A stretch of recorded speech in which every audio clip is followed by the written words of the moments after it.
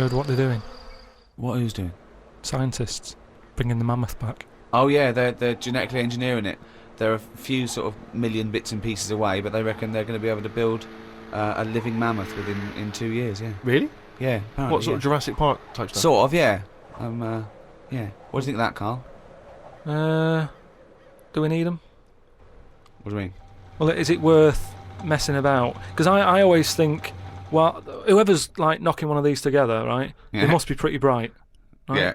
So whilst they're messing about with an airy elephant, could they be doing more useful stuff that the world needs? Well, it's sort of like, it's fascinating. Even if on the face of it, it looks pointless, which it rarely is, scientific discovery. It's about conquering nature, isn't it? I mean, that's amazing, isn't it, that you could bring a mammoth back? What are the implications to bringing a mammoth back? Could they feed the starving? There's what, applications. So you're saying well, I'm not bring saying it back anything. to kill it, to eat it? Well, I'm not saying anything. I'm saying that rarely is scientific discovery pointless and a waste of time in the greater scheme of things. We learn from this, don't we? But don't you think the world's busy enough? It's like you can't hardly move. You know what I mean? And mammoths are taking up quite a bit of room if a load of them come back. We've already got elephants, which in my eyes are good enough. They do, they carry stuff about and that. Where would you put the mammoth if they get it going, right? Yeah. They pop it on give it the old electric shock and that, wake it up, and Frankenstein's been watching. And it's like, all this information about science is about the Flintstones, Planet of the Apes, and Frankenstein. In his head, they've got an elephant. They've put some carpet tiles over it, and they're trying to bring that back to life as a mammoth. Forget it then. I'm joined now by the brains behind what we should maybe be calling a Karltoon. Welcome, Karl Pilkington. Oh yeah, how are you? Thanks, I'm good, yeah, thanks for coming in. That's all right. So, Karl, tell us about the Karltoon there. That's a world first, I think. Well, I only did it for the culture show, because I do a podcast, don't I? Which is like a radio show for the computer. And I just thought it'd be a bit boring if we played a clip from it. So I got my mate Laurie to sort of do a little cartoon. And your boss came up with the Karltoon idea, which I thought was good. And I've just done that for you. I just thought it was quite topical with it being about global warming and that sort of thing. So listen, right, the download is doing pretty well. 10 million downloads something worldwide. like that, yeah. But that isn't that many in terms of how many people are sort of on the world.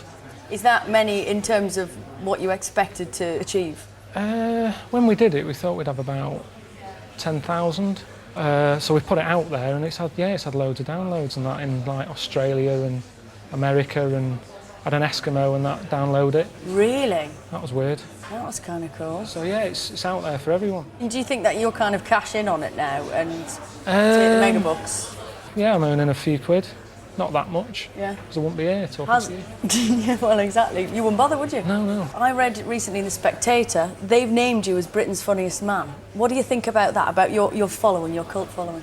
I think it's daft. I think Ricky said that.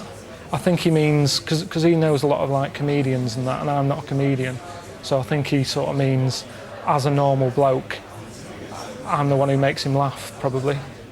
I mean, people think that you're sort of putting on a character, don't they, on the podcasts? Yeah. I've had loads of people asking me, what's Karl really like?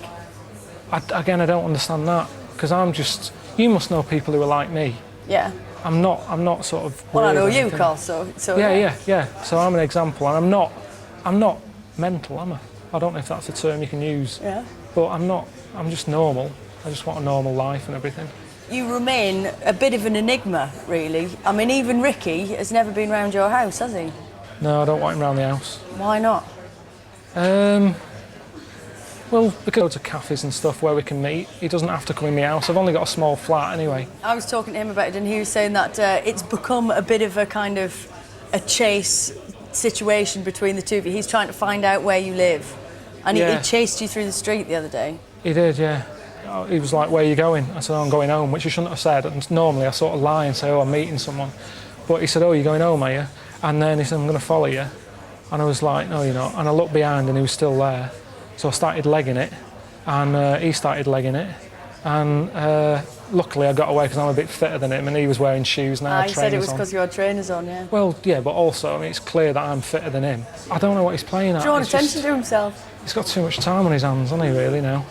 So, I mean, he always calls me and says he's busy doing films in America and, oh, I'm doing extras and I'm interviewing this person, that person, yet he's hanging around London, sort of hunting me down. Trying to work out where you live. Yeah, so don't tell him, you know, don't give him any information if he speaks to you. I won't pass it on, no. Cheers. So what's next for you then? I mean, apart from obviously trying to keep your location a secret. Do you know what? I don't know. Just whatever comes up and I think, oh, that's interesting. We could give you, like, on here, Karl's Culture Corner. That would work. Reasonably alliterative. Yeah, do that. I'll do that if that's on the offer. And you could kind of go on a cultural journey. That would be good, wouldn't it? Would it work? Sure. Well, you do films with Mark and that. Yeah, Mark's got quite a bit of background knowledge. Has he? He says so. He seems to know a lot. But then, you know, maybe all you need is an inquisitive mind, Karl. Thanks very much. Well, hopefully, Karltoons will become a regular thing. Cheers.